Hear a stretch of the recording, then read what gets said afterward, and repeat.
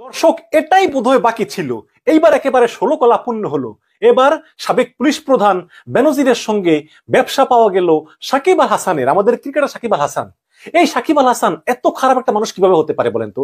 এই সাকিব আল হাসান সেই শুরু থেকেই কত যে শেয়ার বাজার কেলেঙ্কারি করেছে, জুয়ার বিজ্ঞাপন দিয়েছে, হাসিনার নির্দেশে বিএনপি কে ভাঙার জন্য শেয়ার বাজার থেকে 137 কোটি টাকা সরাই ফেলছেন। এখান থেকে তারা লাভ হয়েছে তাদের। খেলার বাইরে সাকিব আল হাসানের নাম, দেশপ্রেম, কমিটমেন্ট, এগুলা কোনো কিছুর ব্যাপারে আপনি আর আশা করে লাভ নেই।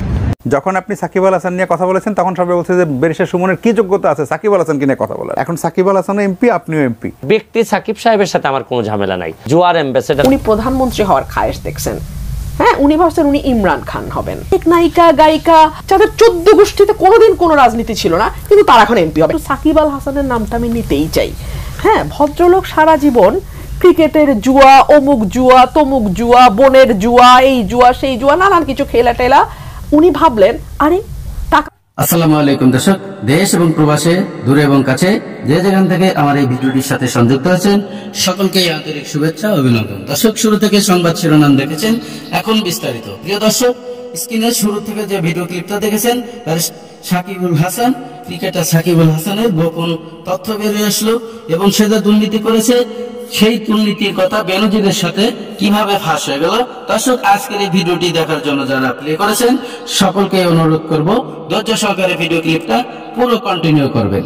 দর্শক, বিশেষ কিছু তথ্য আছে আমাদের ক্রিকেটার সাকিবুল হাসানকে নিয়ে। দর্শক, ব্যারিস্টার সুমন ভাই এই সাকিবুল হাসানকে আগে পরে অনেকবার সতর্ক করে দিছে এবং তার সাথে অনেক মারামারি, কেস মামলা অনেকবারই হয়েছে এই ব্যারিস্টার সুমন ভাইকে নিয়ে সাকিবুল হাসানকে। কারণ বিভিন্ন সময় বিভিন্ন সোশ্যাল মিডিয়াতে ভাইরাল হয়েছে এই ব্যারিস্টার সুমন ভাইকে নিয়ে এবং সাকিবুল হাসানকে। তারই একটি তথ্য আপনারা ইতিমধ্যে পেয়ে গেছেন সোশ্যাল মিডিয়াতে।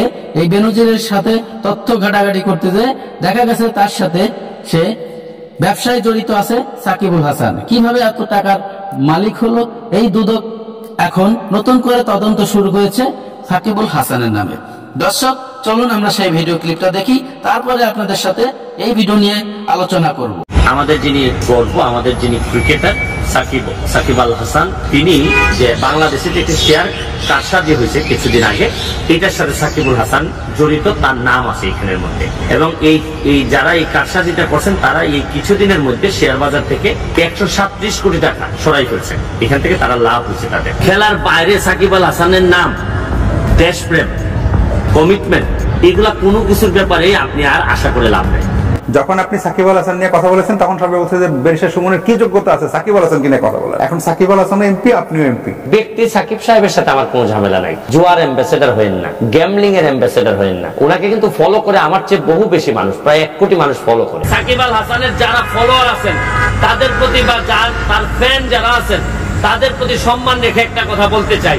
কিন্তু আজকে আমার কাছে মনে হয়েছে জুয়া থেকে শুরু করে সে যদি মানুষ হিসাবে যদি ভালো না হয় তাইলে তার। দর্শক, এটাই বোধহয় বাকি ছিল। এইবার একেবারে 16 কলা পূর্ণ হলো। এবার সাবেক পুলিশ প্রধান বেনজিরের সঙ্গে ব্যবসা পাওয়া গেল সাকিব আল হাসানের, আমাদের ক্রিকেটার সাকিব আল হাসান। এই সাকিব আল হাসান এত খারাপ একটা মানুষ কিভাবে হতে পারে বলেন তো? এই সাকিব আল হাসান সেই শুরু থেকেই কত যে শেয়ার বাজার কেলেঙ্কারি করেছে, জুয়ার বিজ্ঞাপন দিয়েছে, হাসিনার নির্দেশে বিএনপি কে ভাঙার জন্য মেজর হাফিজের সঙ্গে ষড়যন্ত্র করেছিল। সব মিলিয়ে এই সাকিব আল হাসানের, এই ছেলেটার টাকার জন্য এত নিচে নামতে পারে যা বলার মতো। এই ছেলেটা মনে হয় টাকার জন্য পারে না, এমন কোনো খারাপ কাজ নাই। সেই সাকিব আল হাসান বেনজিরের সঙ্গে ব্যবসা করবে না, তা কি হতে পারে? হতে পারে। আইজিপি বেনজির আহমেদের অর্থ সম্পদ আর দুর্নীতি অনিয়মের অভিযোগ নিয়ে তোলপাড় হচ্ছে বাংলাদেশে। নিজের এবং পরিবারের নামে বেনজির আহমেদ কত কি করেছেন সেটি এখন নিয়মিত খবর হচ্ছে গণমাধ্যমগুলোয়। সাবেক আইজিপি বেনজির আহমেদের বিপুল সম্পদ অর্জনের বিষয়টি সামনে আসে বাংলাদেশে একটি জাতীয় দৈনিকে অনুসন্ধানী প্রতিবেদন প্রকাশের পর। মার্চ মাসে ওই প্রতিবেদন প্রকাশের পর এপ্রিল মাসে দুর্নীতি দমন কমিশন একটি অনুসন্ধান টিম গঠন করে। ওই অনুসন্ধান টিমের আবেদনের প্রেক্ষিতে বাংলাদেশের একটি আদালত মে মাসের 23 এবং 26 তারিখে বেনজির আহমেদের সম্পত্তি এবং ব্যাংক হিসাব ক্রোক এবং ফ্রিজ করার নির্দেশনা দেন। সুপ্রিয় দর্শক শ্রোতা, এতক্ষণে আপনারা যে ভিডিও ক্লিপটা দেখেছেন হয়তো আপনাদের ভালো লেগেছে। আর যদি ভালো লেগে থাকে অবশ্যই আপনার মূল্যবান মতামত কমেন্ট বক্সে কমেন্ট করে জানাবেন। দর্শক, এখন আপনাদেরকে আরেকটা ভিডিও দেখাবো সাকিবুল হাসানের। সেই ভিডিওতে আমাদের রুমিন ফারহানা আপু, তিনি সংসদে এবং বিভিন্ন কনফারেন্সে এবং মিডিয়াতে বলে থাকে এবং এমন একটি কথা বলছে, সে নাকি বাংলাদেশের প্রধানমন্ত্রী হবে, বাংলাদেশের সাকিবুল হাসান। আসলে কি এটা কি সম্ভব, আর সে কিসের কারণে বলল? অবশ্যই আজকের এই ভিডিওটি যারা প্লে করেছেন দেখার জন্য সবাইকে অনুরোধ করব ধৈর্য সহকারে আজকের এই ভিডিও ক্লিপটা কন্টিনিউ করবেন। দর্শক, চলুন আমরা সেই ভিডিওটি দেখি। রুমিন ফারহানা আমাদের বাংলাদেশের ক্রিকেটার সাকিবুল হাসানকে নিয়ে কি মন্তব্য করলো এবং কেনই বা করলো। ভিডিওর শেষ অংশে থাকছে বিস্তারিত সাকিবুল হাসানকে নিয়ে বিশাল তথ্য। দর্শক, চলুন আমরা সেই ভিডিও ক্লিপটা দেখি রুমিন ফারহানা কি বলেছিল। উনি প্রধানমন্ত্রী হওয়ার খায়েশ দেখছেন, হ্যাঁ, উনি ভাবছেন উনি ইমরান খান হবেন। এক নায়িকা গায়িকা যাদের 14 গোষ্ঠীতে কোনোদিন কোনো রাজনীতি ছিল না, কিন্তু তারা এখন এমপি হবে। সাকিব আল হাসানের নামটা আমি নিতেই চাই। হ্যাঁ, ভদ্রলোক সারা জীবন ক্রিকেটের জুয়া, অমুক জুয়া, তমুক জুয়া, বনের জুয়া, এই জুয়া সেই জুয়া, নানান কিছু খেলা টেলা। উনি ভাবলেন আরে টাকা তো কম হয় নাই, 150-200 কোটি টাকা হয়ে গেছে, ইফ নট মোর। ভাত খাই প্রধানমন্ত্রীর বাসায়, ইলিশ পোলাও রান্না হলে প্রধানমন্ত্রী আলাদা প্যাকেটে করে আমার বাচ্চাদের জন্য পাঠায় দেয়, খেলাধুলা করে বা বাচ্চাদের সাথে।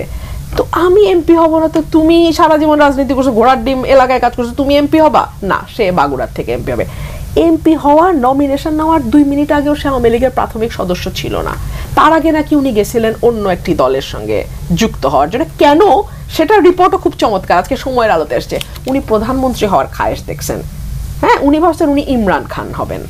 ইমরান খান যেমন ক্রিকেটের মাঠ থেকে প্রধানমন্ত্রী পদে গেছেন, উনি ক্রিকেট খেলায় ইমরান খানের নখের যোগ্য হোক বা না হোক, পলিটিক্যালি ওনার অ্যাম্বিশনটা অদ্দূর। তো রাজনীতিকে আপনি আসলে ওই জায়গায় নিয়ে আসছেন। আমি আরো কিছু নাম বলতে চাই, আমি আসলে নাম বলবো না এই কারণে যে খুবই ব্যক্তিগত আক্রমণ হয়ে যায়, কিন্তু আমি অনেক নায়িকা গায়িকা মডেল অনেকের নাম বলতে পারি, মানে যাদের 14 গোষ্ঠীতে কোনোদিন কোনো রাজনীতি ছিল না, কিন্তু তারা এখন এমপি হবে। মানে ডাইরেক্ট লাইন, বুঝছেন? রাজনীতি করে মাঠে থেকে অ্যাটলিস্ট ইন্টেলেকচুয়াল পলিটিক্স যেটা বলে সেইটা করে, নো নট অ্যাট অল। ওদের হচ্ছে ডাইরেক্ট আমি মঞ্চ থেকে বা সিনেমা থেকে আমি এমপি হব, আমি খেলার থেকে এমপি হব। সবকিছু না এত খেলাধুলা হয়ে গেছে, রাজনীতি বলেন, ক্ষমতা বলেন, সবাই মনে করে তুমি যদি বিনা ভোটে যেতে পারো, ওয়াই নট মি? তুমি যদি রাতের ভোটে যেতে পারো, আমি কি দোষ করলাম?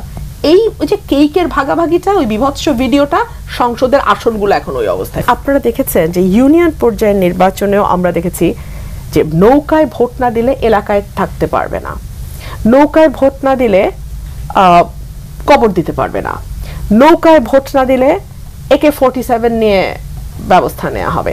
হেন কোনো থ্রেট নাই, হেন কোনো ভয় নাই, যেটা দেখানো হয় না। 7 তারিখে যে তামাশাটা হলো, ওইটাকে যদি আপনি নির্বাচন বলেন ভাই, তাহলে তো আর কিছু বলার থাকে না। মানে আপনি দিলেন মিষ্টি কিন্তু বলতেছেন চটপটিটা খান, তো হইল না ভাই।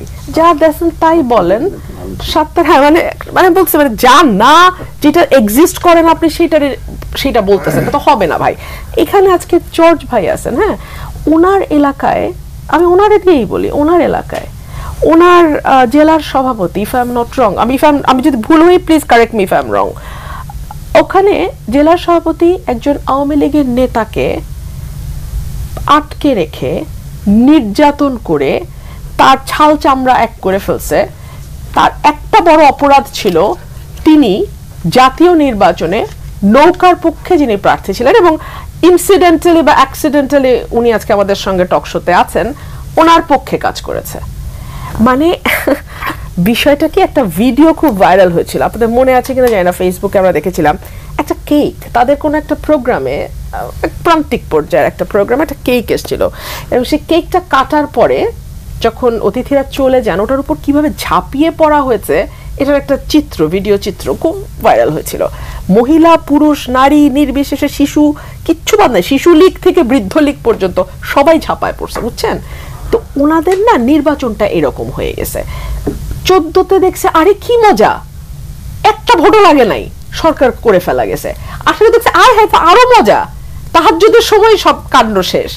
24-এ দেখছে ওরে বাপরে, এর চেয়ে প্রিয় দর্শক, ধৈর্য সহকারে যারা আমার এই ভিডিও ক্লিপটা দেখেছেন আর হয়তোবা আপনাদের ভালো লেগেছে, আর যদি ভালো লেগে থাকে অবশ্যই আপনার মূল্যবান মতামত কমেন্ট বক্সে কমেন্ট করে জানাবেন, এবং ভিডিওটি যদি ভালো লাগে, চ্যানেলটিকে যদি সাবস্ক্রাইব করতে মন চায় অবশ্যই সাবস্ক্রাইব করে রাখবেন পরবর্তী ভিডিও পাওয়ার জন্য। দর্শক, আজকের মতো ভিডিও থেকে বিদায় নেব। সবাই ভালো থাকবেন, সুস্থ থাকবেন। আল্লাহ হাফেজ।